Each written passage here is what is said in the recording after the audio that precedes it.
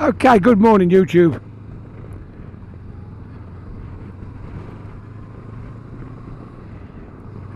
I've got another bike. Mark's let me a second bike today.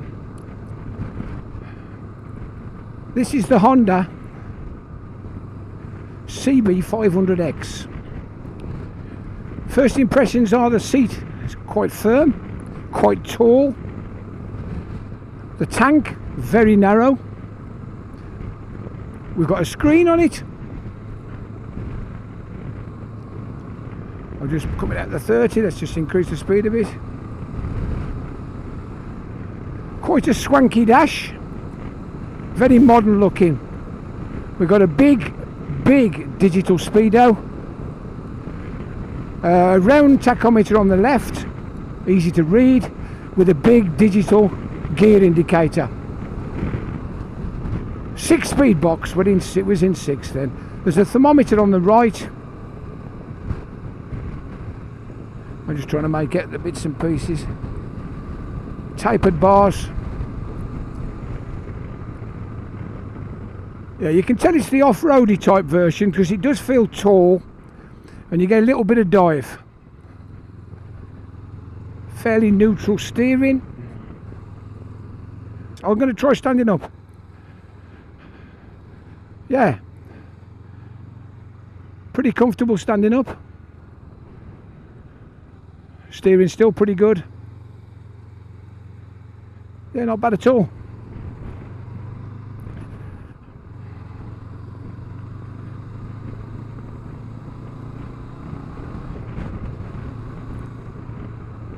This is the well-proven CB500 unit.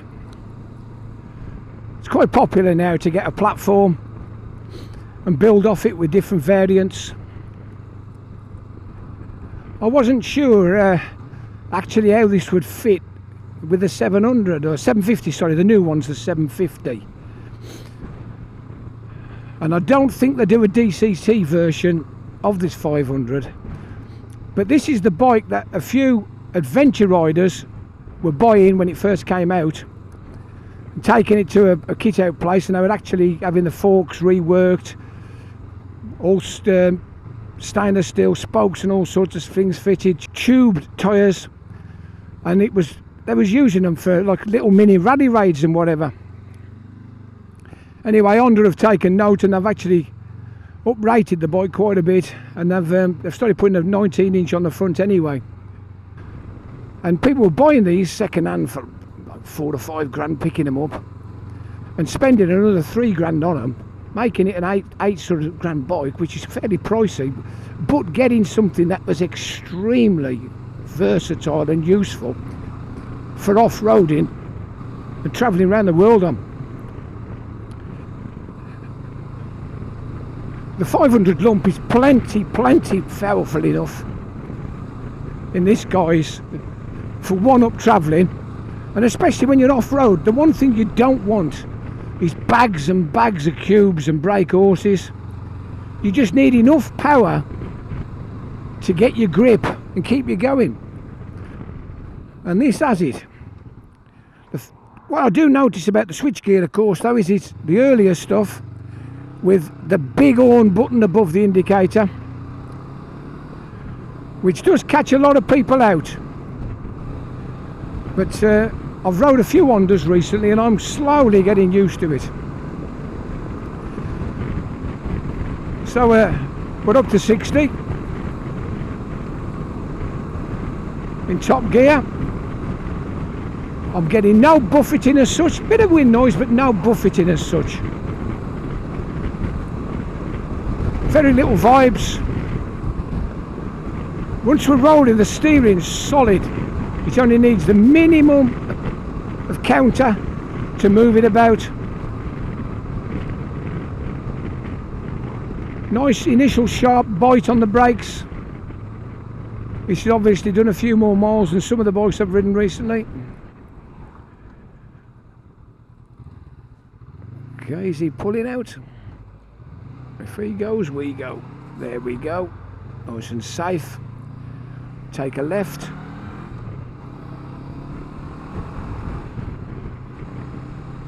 I'll take another left, we'll nip down the lanes and see what it's like.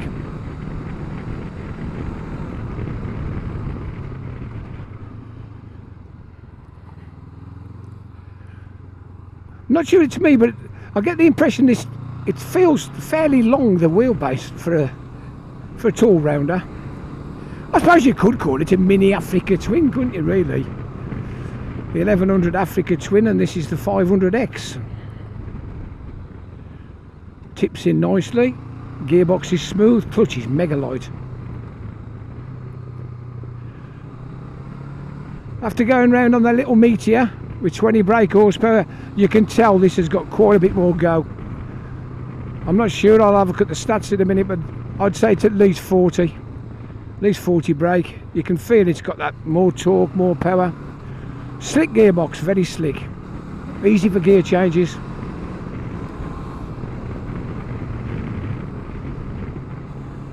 Yeah, quite a nice tool this. We've got some lovely roads in Cornwall, but they get so busy in the summer, so busy, and we end up riding all sorts of backlines and crap. And to be honest with you, something like this with a little bit longer fork, longer suspension, and about 40 brakes, perfect really. You don't need much. Okay, as soon as you get on the A roads, you want to pull a few overtakes and pass cars quick, but on these naturally back roads, what more do you need? And this is easy to throw about.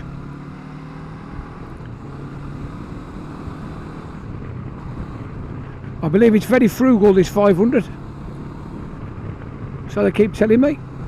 It'll do lots of miles to the gallon. Oh, we got a lorry. And some cyclists.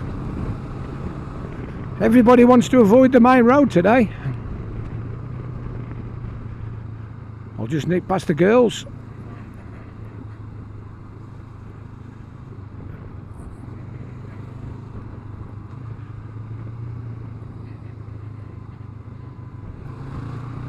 And we're away again.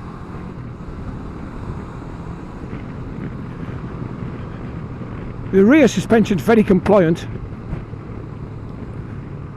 It's quite well set up actually.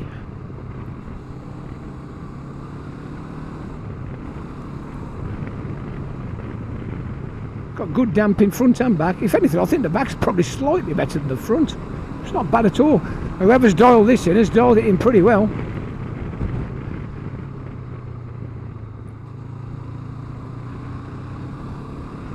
We just nip up past the campsites, take a left on the main road, and then I'll do a bit of an acceleration test.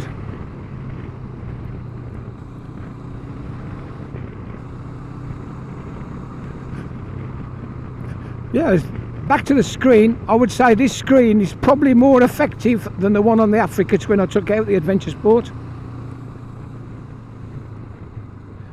It's all price again, isn't it?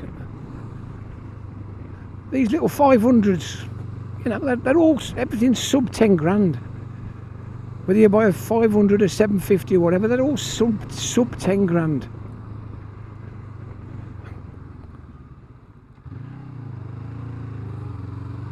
I should imagine they hold a value well second hand as well, these.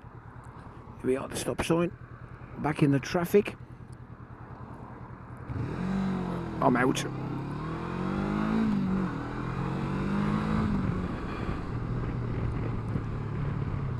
Yeah, you soon get up to local traffic speeds.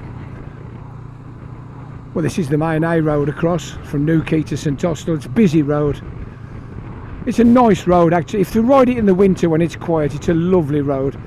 You can get your bike ticking over at 60 and just maintain it all the way down. But unfortunately today, there's a lot of traffic, so we're not going to be doing 60s. And it's not the best road for filtering by, so we'll take our time.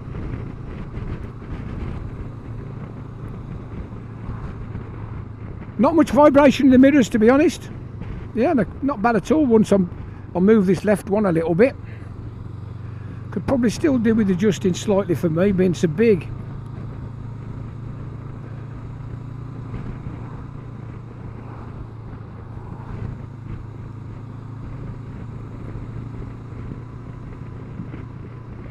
Like I said earlier, it's a beautiful day today. We had a bit of mizzle and fog about yesterday, but today it's absolutely gorgeous. Perfect bike riding. What is it, 19, 20 degrees maximum. You can wear lightweights, you can wear heavyweights, you get away with wearing anything today, textiles. I think this is the perfect sort of riding weather, 18 to 22. Wouldn't it be nice to live somewhere where it was 18 to 22 every day? Beautiful. Easy going bike to ride.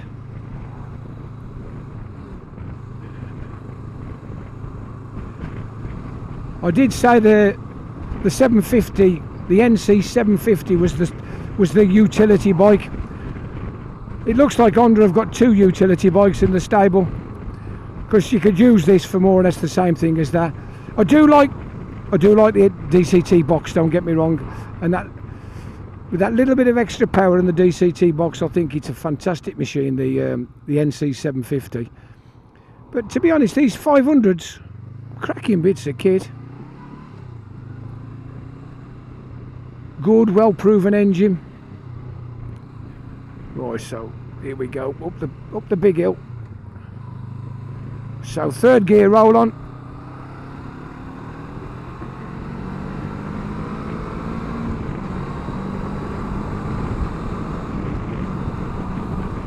So we're up to 65, and unfortunately we've got a Volvo in the way. So fifth gear. There we go, 70. No, easy peasy. This 500 is up to 70, and I've not really given it any thrash or anything. It's comfortable. I'm sitting on the motorway, I'm getting no helmet shake whatsoever. I could get on this and ride it to Bristol without even worrying about it. I probably wouldn't need any petrol either. We'll just slow down a bit for the island. We've got a little Redden in the way. Soon dispatch him.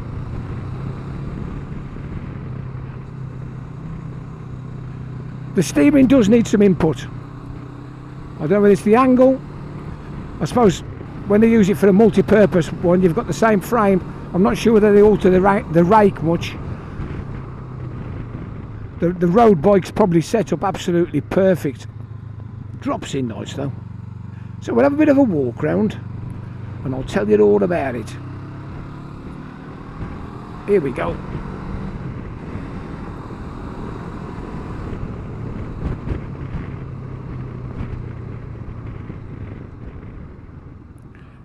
So U-turn. I know it's quite wide here, but we're not using anywhere near the width of the road. Look at that, balanced on the back brake. You can see where they like taking them off road. Easy peasy. Neutral's easy to find. Now, this is quite a tall bike. I'm not sure what the preload set on. I couldn't tell you, because it's a demo bike. I'm 6'5", and I'm touching the floor very, very easily.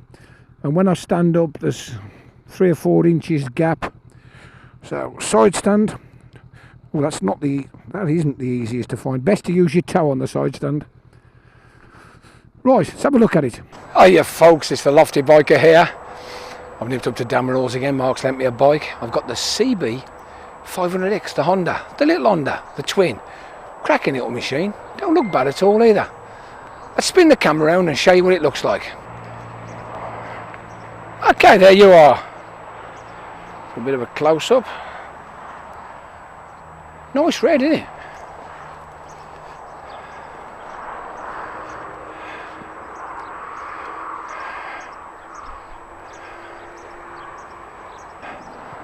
It is a decent sized screen, not bad at all, I like the graphics, 500X, very shiny. It's block red with nice shiny graphics.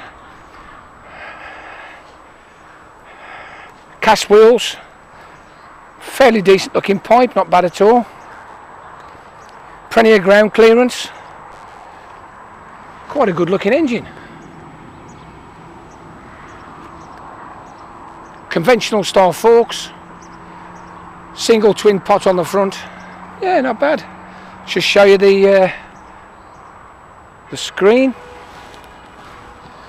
I'll just nip the ignition on. I'm not sure exactly what you can see, but not a bad screen. Quite good. There are some adjustment on the forks, I will say that. So let's talk you through it while it's still in view. Honda CB500X. They come in red, black or white. It's a 471cc 4-stroke parallel twin, water cooled. Very, very smart. You pick these up, 6,199. 6.2, lot of bike for 6.2. You've got 47 brake horsepower at 8.6, 32 foot-pound or 43 newton meters at 6,500, 2-channel ABS, 197 kilos wet weight. Now that's not bad, sub 200, I'm pleased. Anything sub 200 these days I'm over the moon with. It's an 830 seat height. It's fairly tall, not bad, fairly tall. Like I say, I'm not sure about the preload. Let's just have a look at the shock. Can't really see the shock. I can't see a preload adjuster at all. No, I can't see a preload adjuster, so I'm going to assume that that's the height and you can't alter it unless you change the seat. We've got a 6-speed chain drive, 17.5 litre fuel tank. They say it'll do 280 odd mile on 17.5 litres. That's pretty damn good for me. 19-inch front, as I said, 17-inch rear. We've got a single disc on the front, single disc on the back, twin pot on the front, single pot on the back. What do you think? It's not a bad looking bike, is it? I like the frame. It's got the subframe on the back, the rear subframe red. The red with the silver and the black. Yeah, I think it's quite good looking. Obviously it's built to a budget, that's why it's got conventional forks and cast wheels. But as I said when I was riding it, there are people who are doing proper jobs on these. Upside down forks, the full Monty, spoke wheels, uprated suspension front and back, and they are proper serious bits of kit. You don't need to give it no more power. It don't need no more power. It's perfect for on-road, off-road. Anyway, let's get me helmet on, give it another ride. Okay, YouTube, we're back. Got the helmet back on. Side stand up. Kill switch was on. Yeah, we all get caught out, don't we? Kill switch was on. The difference is a lot of modern bikes now, the kill switch acts as the starter as well. Whereas on this, it's the old-fashioned separate one. But these bikes have been around for a while, you know. They've been making the CBs in this style for quite a few years. They're just gradually uprating it, upgrading it bits and pieces at a time. Anyway, we go straight on the island. We'll do a bit of a brake test.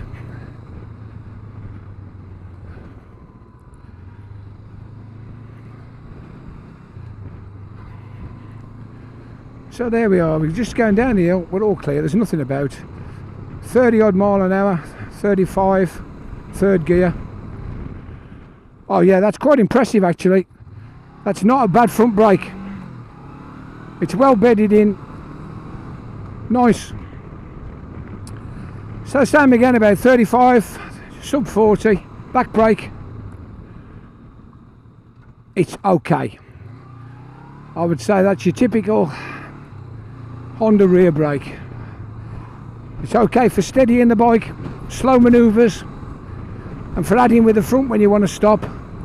But if you was feeling a bit tired and you didn't want to use the front brake much, I wouldn't hold up much hope of using the back for stopping.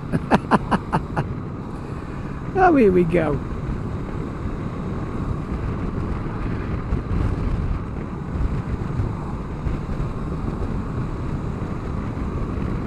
So as I've said before, this is a utility style bike. You're not going to buy this to impress your friends. The people who buy this bike are people who are probably a bit tall for the 500, the standard road bike 500, or want more of an off-road capability. As we know, with good tyres on, this bike will go absolutely anywhere off-road. You don't have any problems with it at all. So mild green laning in dry weather with these tyres, no problem. So I would say if you're sort of 5'7", 5'8" to 6'2", 6'3", you would find this bike extremely comfortable, very easy to ride, no problem commuting in towns and traffic. The clutch is lovely and light, absolutely no problem doing a spot of off-roading. Yeah, it's a good all-round utility bike. Not going to set the world on fire with its looks, but who cares? At this price, you could buy one of these and you could have something sexy in the garage as well for when you go to the bike meet to show off to your mates. But for me, I think it's great. Razzing round these lanes, oh, back in a 30, better slow down a touch. There we go, 30 mile an hour.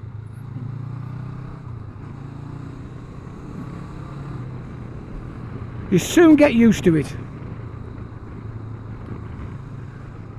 Be good for commuting as well, because it's that little bit taller. I'm going to knock a 360 here. Here we go.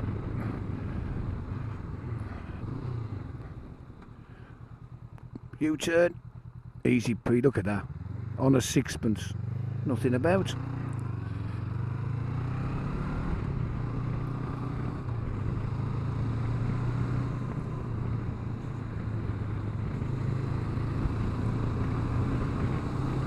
Yeah, give it a bit of go.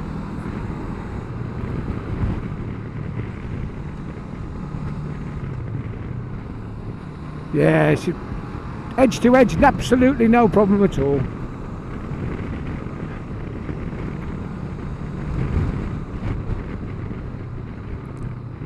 On these naturally back roads, you can't fault it. It'll tick over at 50, 60 all day long.